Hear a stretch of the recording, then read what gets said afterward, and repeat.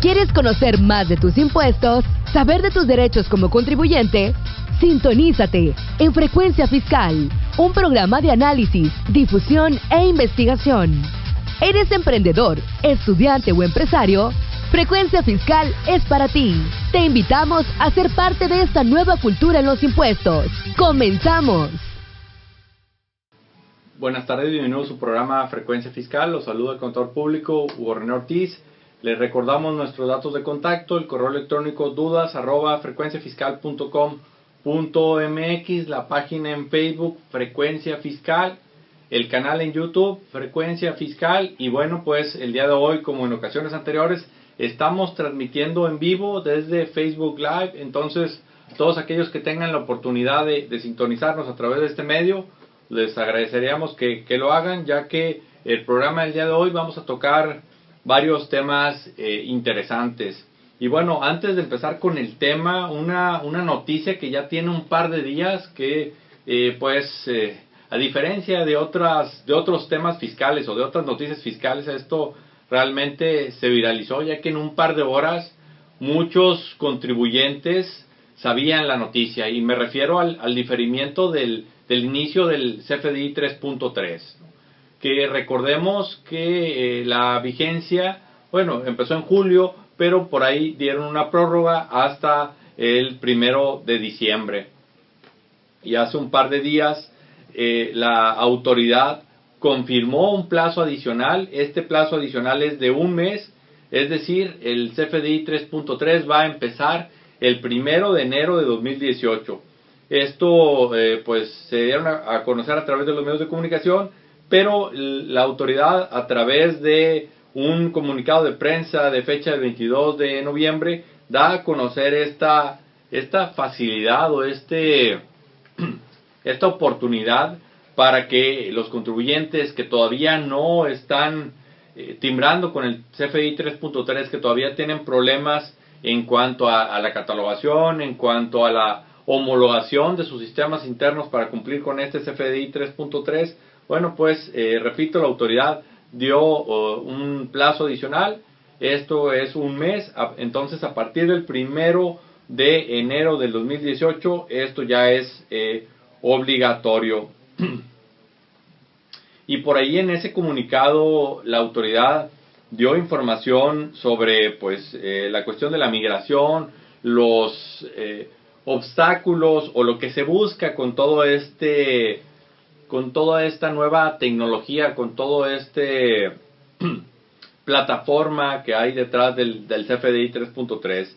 Y bueno, por ahí mencionan que lo que se busca es que se eliminen en próximos años las declaraciones informativas, ofrecer declaraciones mensuales prellenadas en materia de IVA, de ISR y de IEPS, así como disminuir los requerimientos en materia de contabilidad electrónica, ¿no? Entonces, aquí la autoridad tiene la mira puesta en el largo plazo, en el beneficio que va a tener en cuanto a la automatización de tareas, para efectos de que las declaraciones de impuestos estén prellenadas y de esta forma pues sea más transparente tanto para el contribuyente como para la autoridad.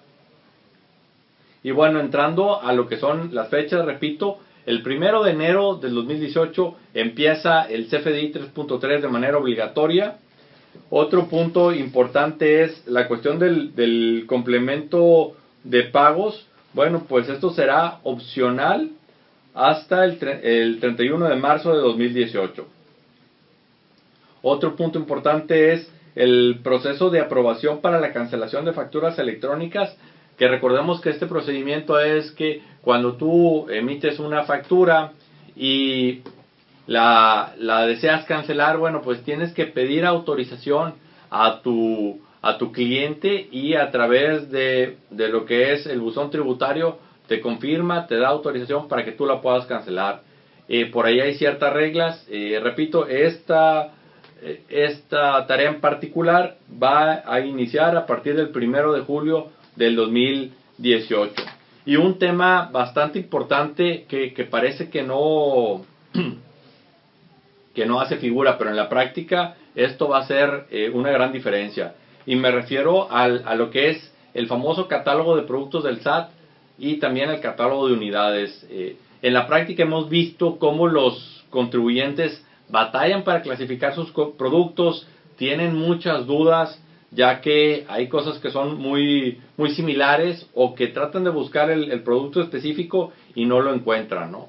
Y bueno, sobre este tema, también en días recientes la autoridad ya eliminó una serie de productos que, digamos, que no vienen al caso para la situación mexicana, en cuanto a que son productos relacionados con temas militares, con, por ejemplo, también con cuestiones, el concepto de sindicatos, el concepto de servicios gubernamentales, opio, cohetes, todo ese tipo de productos. En total fueron alrededor de 230 y tantos productos y servicios, o digamos códigos, los que fueron eliminados de este catálogo del SAT, y este catálogo ya se denominó con la versión número 2. Entonces, que no nos sorprenda que en fechas próximas se sigan haciendo adecuaciones a este catálogo para adecuarlo a la realidad mexicana, porque como lo mencionamos en programas anteriores, este catálogo es un catálogo universal que lo trataron de aplicar a la realidad mexicana, y sabemos que hay situaciones que no aplican. Por ejemplo, veíamos en programas anteriores que productos como la tortilla no estaban incluidos. Sin embargo, en estos cambios que han hecho al CFDI, al catálogo, ya incluyeron productos básicos como la tortilla y algunos otros. Entonces, si por ahí tenías problemas al clasificar tus productos, bueno, puedes darle una revisada nuevamente a este catálogo actualizado para ver qué es lo que aplica a tu caso particular. Y bueno, aquí lo que quería recordar o hacer mención sobre este tema es que la autoridad hizo mención que hasta el 30 de junio de 2018, en caso de que exista un posible error o discrepancia en el registro de la unidad de medida o de la clave de producto o servicio, no se considerará infracción. Entonces, esto es importante, pero también no hay que dejarlo en el olvido. ¿Y por qué? ¿O a qué va mi comentario? Bueno, que, por ejemplo, en el catálogo de productos viene, por ejemplo, sillas, pero sabemos que una silla yo la puedo vender, o a lo mejor yo me puedo dedicar a rentar sillas para eventos. Entonces, en el catálogo no está claro ese producto de sillas, si se refiere a la enajenación de sillas, si se refiere al arrendamiento, a la renta de sillas, o si se refiere a cualquiera de los dos. Entonces, son pequeñas situaciones que vale la pena que la autoridad aclare para que el contribuyente tenga la tranquilidad que lo está clasificando de la forma correcta y se evite dolores de cabeza. Y bueno, ahora sí, entrando al tema del día de hoy, aquellos que nos siguen en Facebook, por ahí subimos una imagen haciendo referencia de manera muy general a la mecánica de la determinación del impuesto. Y por ahí en la mecánica mencionábamos que estaban los ingresos, estaban las deducciones, eso nos daba lo que era la base, le aplicábamos la tasa en el caso de personas morales o la tarifa en el caso de personas físicas, y eso nos daba nuestro impuesto anual. Y bueno, el día de hoy vamos a hablar de el segundo elemento que tiene que ver en la determinación de este impuesto, que son las deducciones. El programa pasado hablamos de los ingresos, ahora toca el turno a las deducciones. Y por ejemplo, en el caso de personas morales, pues las deducciones en principio pudiéramos decir que son pocas, y al decir pocas me refiero como clasificación, no que sean pocas en cantidad. Y como número uno tenemos que son las devoluciones que se reciban, los descuentos o bonificaciones que se hagan en el ejercicio. Esa es la primera deducción. La segunda deducción es el costo de lo vendido, que el costo de lo vendido aquí en términos generales representa el costo de las mercancías o de los servicios que tú estás prestando a tus clientes, ¿no? Y aquí un punto importante, que este costo de lo vendido es el costo que se refleja hasta el momento en que tú vendes ese producto o prestas ese servicio. por eso aquí entra el tema de los inventarios. Esa fórmula que aquellos que estudiamos contabilidad o carreras relacionadas con temas administrativos, la formulita de inventario inicial más compras menos inventario final me da mi costo de ventas, que en este caso es como se determina para efectos fiscales.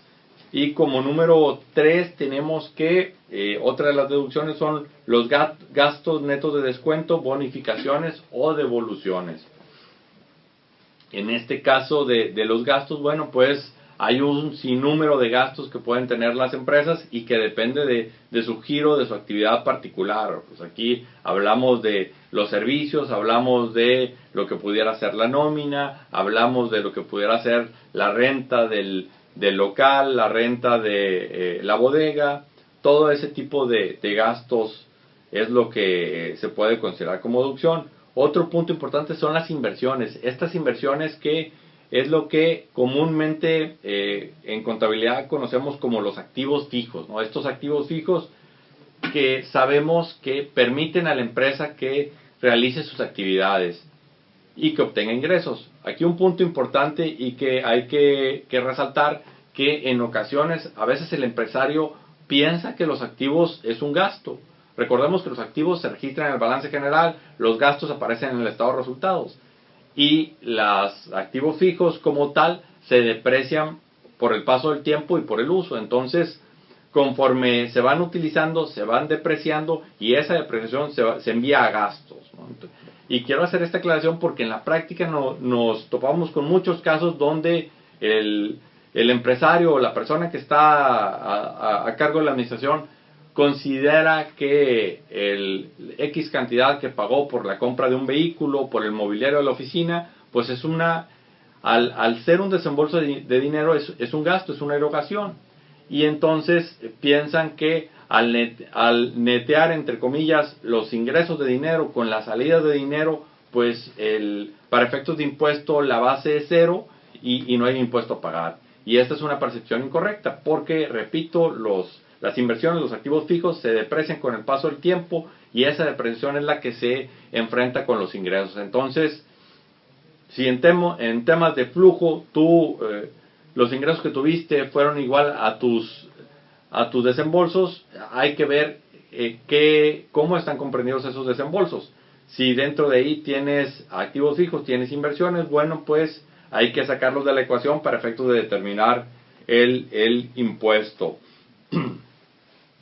Otra deducción que pueden aplicar las empresas son los créditos incobrables, ¿no? Estos créditos incobrables que pues representan las ventas que tú en algún momento tuviste y que por alguna situación en particular no has podido cobrar. Y esta situación puede ser que simplemente tu cliente se declaró en quiebra, se declaró en concurso mercantil y ya fue decretado como coloquialmente se conoce, en quiebra, o simplemente que has hecho diferentes gestiones de cobro y no has podido recuperar esos recursos. Bueno, por ahí en la ley de impuesto sobre la renta vienen los diferentes supuestos y los diferentes requisitos que se deben de reunir para efectos de poder efectuar la deducción. Esos requisitos comprenden o varían dependiendo del monto de la cuenta incobrable y también de el tratamiento que se le debe dar. Y aquí un énfasis particular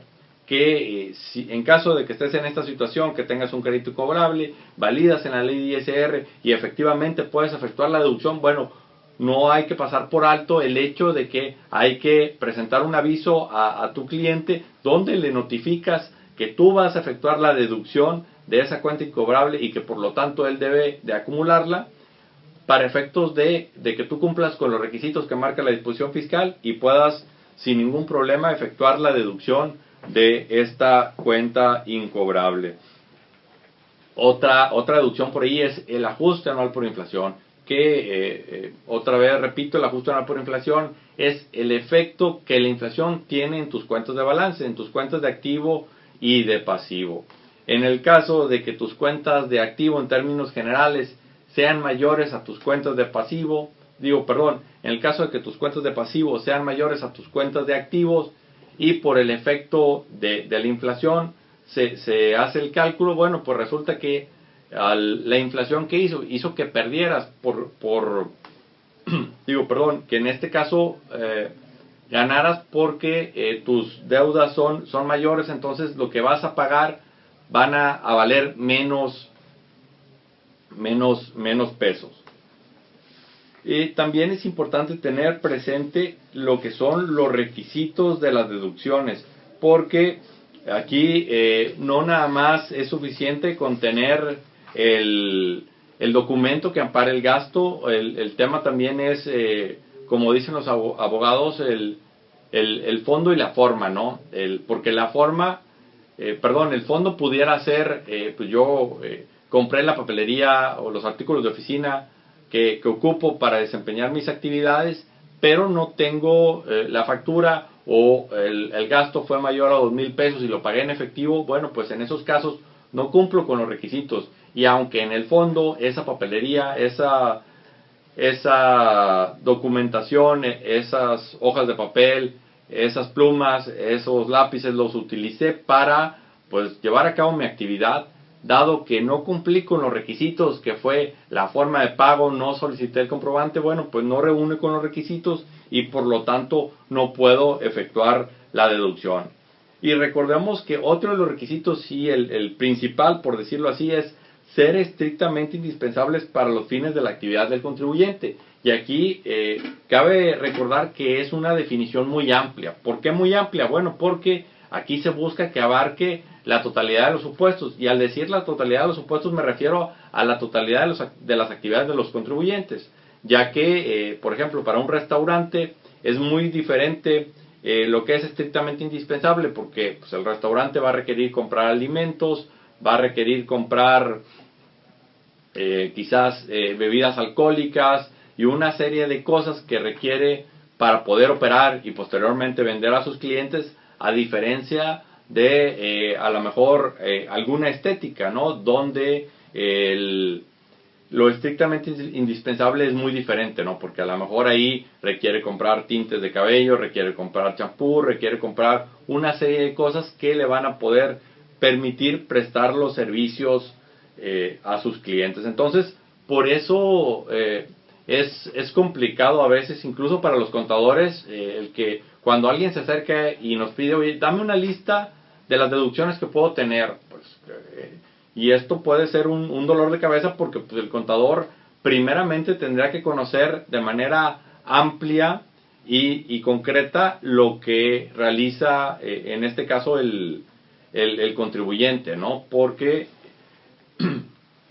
al final del día hay que demostrar que ese gasto, esa inversión, ese desembolso es estrictamente indispensable. Entonces, por eso en muchas ocasiones nadie mejor como el propio contribuyente para que defina lo que es estrictamente indispensable para su caso en particular.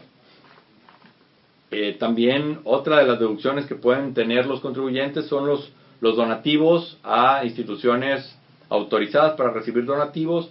Cabe aclarar que el monto máximo de deducción por donativos está topado al 7% de la utilidad del ejercicio anterior del contribuyente.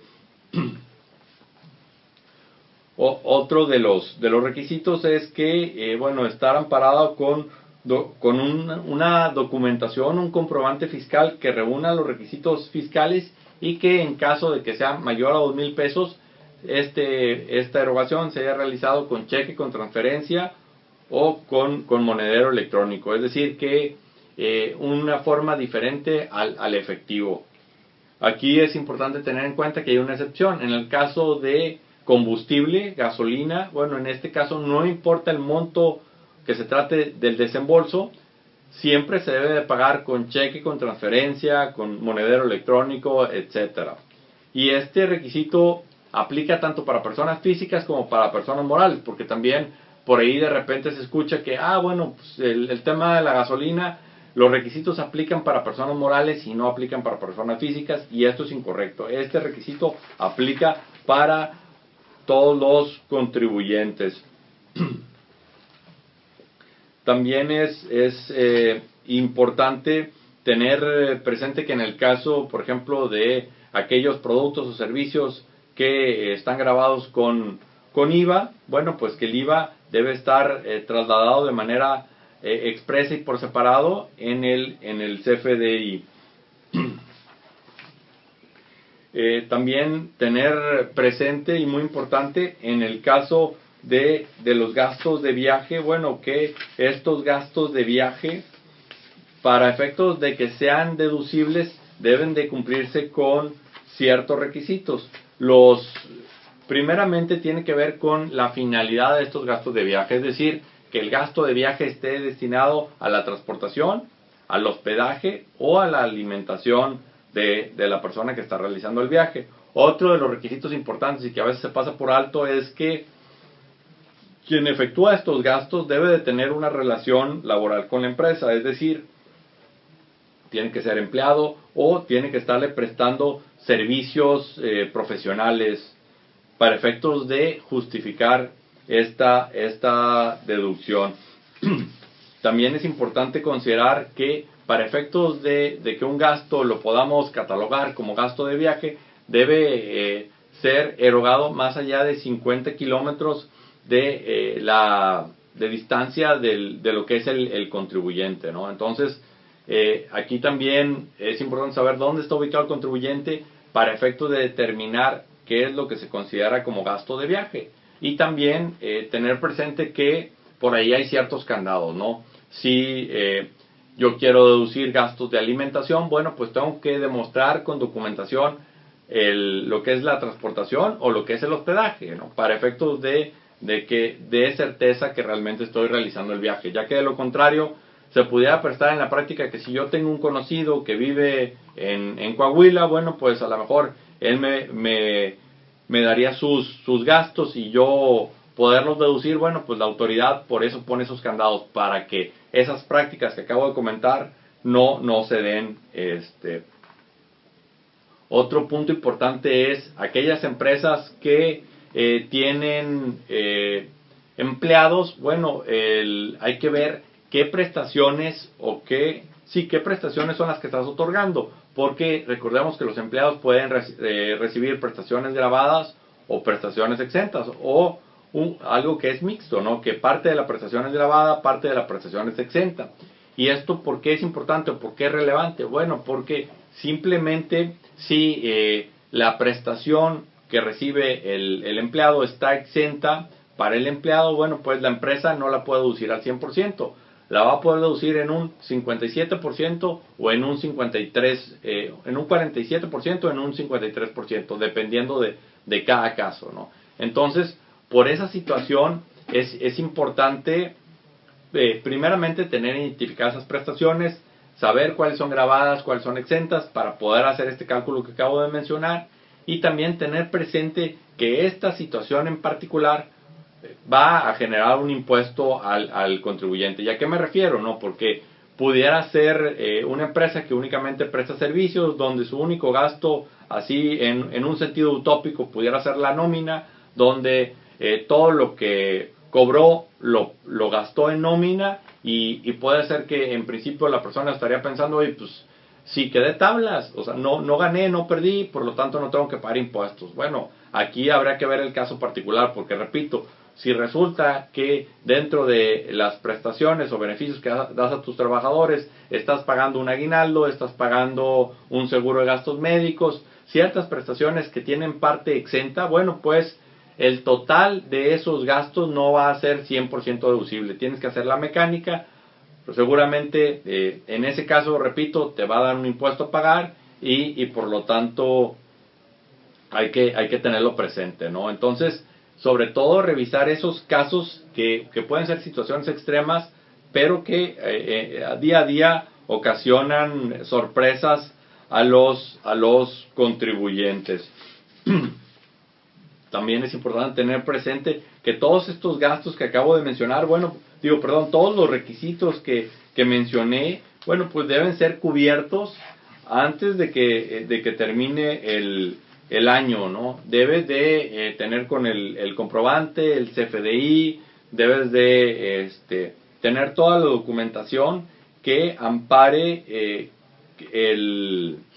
el gasto realmente se llevó a cabo. También otro punto importante son los consumos en restaurantes, ¿no? Estos consumos en restaurantes que pues son deducibles parcialmente, y que esto hay que verificar que en la contabilidad cumplamos con estos requisitos, ¿no? Porque digamos solamente es deducible el 8.5% de los consumos en restaurantes y bares.